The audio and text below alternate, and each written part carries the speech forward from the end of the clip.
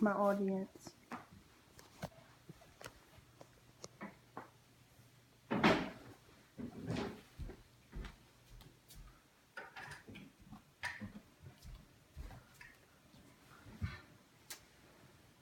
Hello everyone. Today I'm going to speak to you about the importance of becoming an organ donor.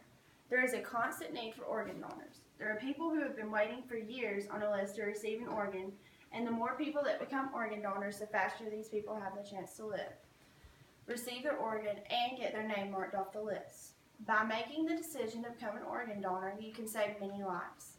I'm going to explain to you how easy the process is to become an organ donor. I am a credible source to talk to you about organ donation today because I have done extensive research on organ donation and I am also an organ donor. There are people all over the world who are in need of an organ donation. When making the choice to become an organ donor, you are not only making the decision to give people all over the world a second chance for new organs, but you could possibly help give people new organs right here at home in Georgia a second chance to revive new organs. It is important to become an organ donor. The more people that become organ donors, the shorter the organ donation list becomes. The more lives that are saved every day. According to United Network for Organ Sharing, people of all ages and medical history should consider themselves as potential donors. The process it takes to become an organ donor is simple and easy. It is understandable that organ donation can be a touchy topic for some because of many different reasons. But the people that will be getting your organs will have a second chance for a healthier life.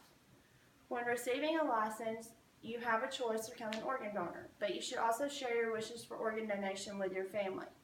You can also register with your state donor registry and become a donor. If you terminate both of these options, it is important that you speak to your family about your wishes to be a tissue and organ donor.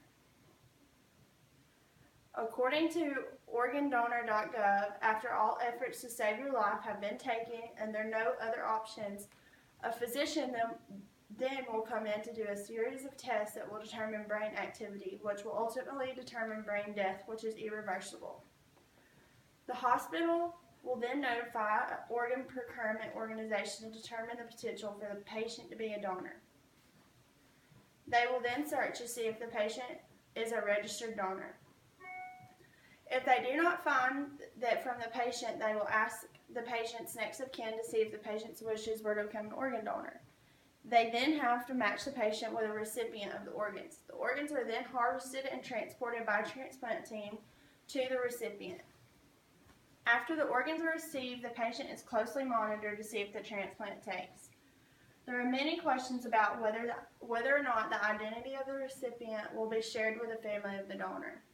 Legally, all information about the recipient of the organs has to be kept confidential. Some families do choose to get to know each other through a recovery program or a transplant center. Organ donation is serious but a touchy topic of discussion. Many people put off becoming a donor or discussing becoming a donor because they don't like discussing the topic of death or what measures need to be taken when life is terminated. I hope by discussing organ donation with all of you that it will help you make the right decision when it becomes time to donate your organs.